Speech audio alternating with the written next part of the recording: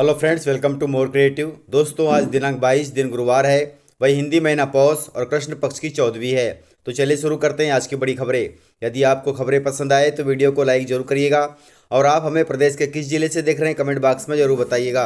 दोस्तों, मध्य प्रदेश सरकार का दावा है कि सुशासन से समृद्धि की ओर बढ़ रहा है मध्य प्रदेश। दोस्तों, सरकार के आंकड़ों के अनुसार राष्ट्रीय खाद्य सुरक्षा अधिनियम से छूटे लगभग 58 लाख हितग्राहियों को राशन मिला है अब तक। वहीं 1 रुपये प्रति किलो की दर से डबल फोर्टिफाइड और आयोडीन नमक का वितरण भी हुआ है। इसके अलावा प्रधानमंत्री उज्ज्वला योजना में 81 लाख से अधिक महिलाओं को निःशुल्क गैस का कनेक्शन भी मिला है। वहीं मुख्यमंत्री अन्नपूर्णा योजना के तहत 1 रुपये प्रति किलो के हिसाब से गेहूं और चावल भी मिल रहा है। इसके अलावा प्रधानमंत्री गरीब कल्याण अन्न योजना के तहत प्रत्येक माह की 7 तारीख को अन्न उत्सव मनाकर 1 करोड़ 17 लाख से अधिक परिवारों के लगभग 5 करोड़ हितग्राहियों को राशन भी मिला है। इस प्रकार सरकार का दावा है कि सुशासन से समृद्धि की ओर बढ़ रहा है प्रदेश।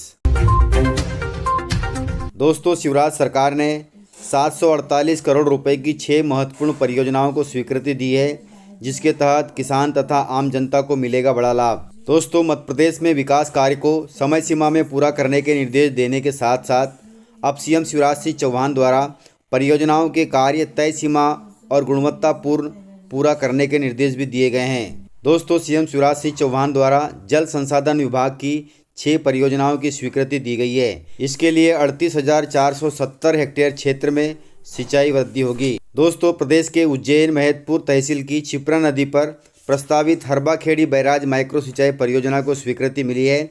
इस परियोजना के लिए 104 करोड़ 28 लाख रुपए स्वीकृत किए गए हैं। वहीं बालाघाट जिले की परसवाड़ा विकासखंड में लामटा प्रेशराइज पाइप परियोजना को भी स्वीकृति दी गई है। इस परियोजना के लिए 137 करोड़ 26 लाख रुपए स्वीकृत हुए हैं। दोस्तों, सागर जिले की जयरा मध्यम माइक्रो सिंचाई परियोजना को भी स्वीकृति दी गई है। इसके लिए 102 करोड़ 52 लाख रुपए स्वीकृत हुए हैं। इससे 5,400 हेक्टेयर क्षेत्र में सिंचाई होगी। वहीं बुरहानपुर जिले की खकनार तहसील में बड़ी उतावली नदी पर पांगरी मध्यम माइक्रो सिंचाई परियोजना को भी स्वीकृति दी गई है। इसकी भी लागत 112 करोड़ 50 लाख रुपए है। वहीं विदिशा जिले की टैम मध्यम सिंचाई परियोजना को भी स्वीकृति दी गई है। परियोजना में बांध निर्माण तथा प्रेशराइज्ड पाइप नहर निर्माण का कार्य शामिल है। परियोजना की लागत 151 करोड़ 28 लाख रुपए है। इस प्रकार प्रदेश के 6 जिलों को सिंचाई परियोजना की स्वीकृति दी गई है। इसमें करोड़ों की लागत लगेगी और लाखों हेक्टेयर क्षेत्र में सिंचाई होगी। दोस्तों, प्राकृतिक खेती अभियान के तहत पिछले 8 महीने में 1568 किसान जुड़े हैं और 267 गांव के 1568 किसान 634 से ज़्यादा हेक्टेयर क्षेत्र में प्राकृतिक खेती कर रहे हैं। दोस्तों, ग्वालियर जिले से खबर है।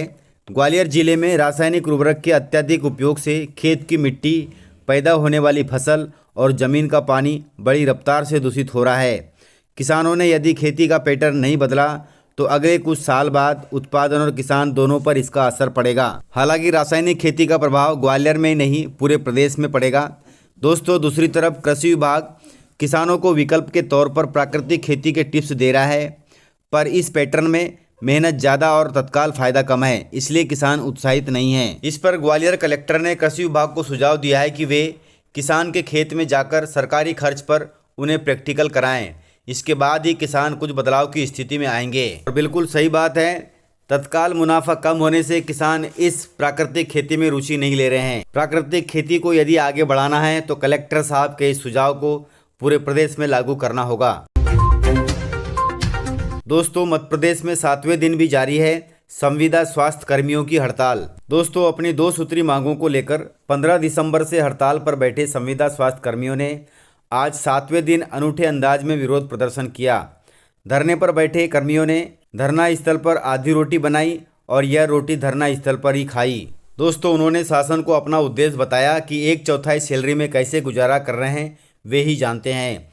आधी रोटी बना पा रहे हैं और आधा ही पेट खाना भी खा रहे हैं। उन्होंने कहा कि नियमितीकरण और वेतन वृद्धि की मांगें जल्द नहीं मानी गई तो शुरू की गई हड़ताल लगातार जारी रहेगी। वहीं उन्होंने दावा किया कि हड़ताल की वजह से स्वास्थ्य सेवाएं बुरी तरह से प्रभावित हो रही हैं। संविदा स्वास्थ्य कर्मचारी अनिश्चितकालीन हड़ताल पर चले गए हैं। दोस्तों, मुख्यमंत्री युवा इंटर्नशिप योजना के तहत अब आप 30 दिसंबर तक आवेदन कर सकते हैं। हालांकि इसके लिए आवेदन की प्रक्रिया 7 दिसंबर से शुरू हो गई है। वहीं सीएम शिवराज सिंह चौहान ने युवाओं से आह्वान किया है कि मध्य प्रदेश के नवनिर्माण में सहभागी बने। उसके लिए आपको मुख्यमंत्री युवा इंटर्नशिप योजना में आवेदन करना होगा। दोस्तों, इस योजना के अंतर्गत प्रदेश में 4695 मुख्यमंत्री जन सेवा मित्र की भर्ती की जाएगी। इसके लिए कम से कम ग्रेजुएट होना जरूरी है। यदि आप ग्रेजुएट हैं और इस भर्ती में जाना चाहते हैं तो जरूर आवेदन करें। दोस्तों, ग्रेजुएट और पोस्ट ग्रेजुएट युवा इस भर्ती के लिए आवेदन कर सकते हैं। इसके लिए आयु सीमा 18 से 29 वर्ष निर्धारित की गई है। वहीं इस भर्ती में शर्त है कि डिग्री कोर्स पास करने के 2 साल के भीतर ही आवेदन किया जा सकता है। दोस्तों, योजना के लिए आवेदन की तिथि 30 दिसंबर रखी गई है। आवेदन आप mponline.government.in पर जाकर के कर सकते हैं। इस योजना के द्वारा मुख्यमंत्री जन सेवा मित्र बनने का आपको मौका मिलेगा। चयनित उम्मीदवारों को राज्य सरकार द्वारा 8,000 रुपये स्टाइपेंड भी दिया जाएगा। दोस्तों, कोरोना को लेकर भारत सरकार ने सभी राज्यों को अलर्ट जारी किया है। दोस्तों, बीते कुछ दिनों में विभिन्न देशों में कोरोना संक्रमण के मामले एक बार फिर बढ़ने लगे हैं, जिसके चलते भारत में भी केंद्र सरकार अलर्ट मोड पे आ गई है। दोस्तों, स्वास्थ्य मंत्री मनसुख मांडविया ने इस संबंध में मंत्रालय के आला अधिकारियों के साथ बुधवार को एक रिव्यू मीटिंग की। वहीं कोरोना संक्रमण के खतरे के संबंध में केंद्र व राज्य सरकारों की तैयारियों का भी जायजा लिया गया। बैठक के बाद केंद्रीय स्वास्थ्य मंत्री ने ट्वीट किया कि विश्व में अभी कोरोना संक्रमण का खतरा कम नहीं हुआ है और इस संबंध में सभी गाइडलाइन का सख्ती से पालन करना बेहद जरूरी है, इसलिए ध्यान रखिएगा और सतर्क रहें।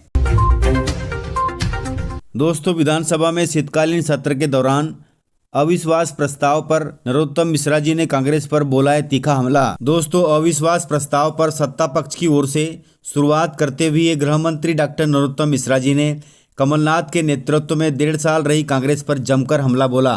उन्होंने कहा कि कांग्रेस सरकार भ्रष्टाचार में डूबी हुई थी। सरकार ने वल्लभ भवन को दलाली का अड्डा बना दिया था। 165 दिन में 450 IAS और IPS तथा 15,000 से अधिक कर्मचारियों के तबादले भी कर दिए थे। वहीं आयकर विभाग के छापे में अश्वनी शर्मा सहित अन्य से 281 करोड़ रुपए भी बरामद हुए थे।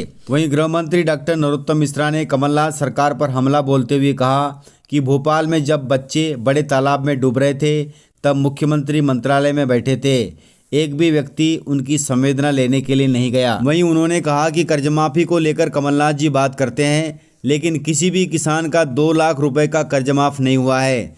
यदि किसी एक भी किसान का 2 लाख रुपए का कर्ज माफ हुआ हो तो बता दे, मैं इस्तीफा दे दूंगा। इसके अलावा गृह मंत्री ने कहा कि हमारे मुख्यमंत्री शिवराज सिंह चौहान ने 1 लाख करोड़ रुपए से अधिक किसी न किसी योजना के तहत किसानों के खातों में पहुंचाए हैं।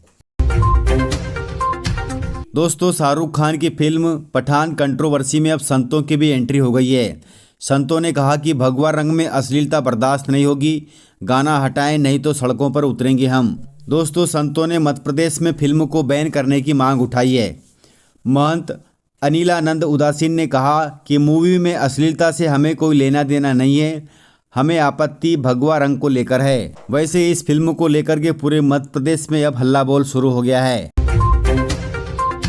दोस्तों, मध्य प्रदेश में एक गांव ऐसा है जो सरकारी रिकॉर्ड से गायब है।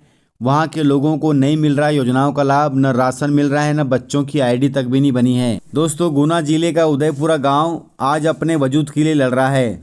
450 लोगों का यह गांव नक्शे से गायब हो चुका है। दोस्तों, गुना जिला मुख्यालय से 90 किलोमीटर दूर उदयपुरा गांव है। आबादी 450 के आसपास है और 300 वोटर हैं। गांव मधुसूदनगढ़ तहसील और राघोगढ़ जनपद में आता है, लेकिन इसकी मैपिंग नहीं हुई है। दोस्तों, ऑनलाइन भी यह गांव नहीं दिखता। इस कारण उदयपुरा गांव में रहने वाले लोगों का न तो कोई सरकारी काम हो पा रहा है और न ही राशन मिल पा रहा है। शासन की मिलने वाली कोई भी योजनाओं का लाभ उन गांव वालों को नहीं मिल पा रहा है। वहीं कलेक्टर साहब ने कहा है कि मामला संज्ञान में आया है, अभी मैपिंग में समस्या आ रही है, इस कारण गाँव के कोड जनरेट नहीं हो पा रहे हैं। इसको जल्द से जल्द सुलझा लिया जाएगा। उसके बाद गांव वालों को सारी सरकारी योजनाओं का लाभ मिलेगा। इस प्रकार से जानकारियां थी। यदि आपको जानकारियां पसंद आई हो तो वीडियो को लाइक जरूर करिएगा और अभी तक आपने चैनल को सब्सक्राइब नहीं किया है तो इसी प्रकार की खबरों के लिए चैनल को सब्सक्राइब कर बेल आइकन पर क्लिक कर दे ताकि अगला वीडियो आपको शीघ्रता से मिले। तो मिलते हैं सर इसी प्रकार की खबरों के साथ अगले वीडियो में। तब तक के लिए जय हिंद, वंदे मातरम, टेक केयर।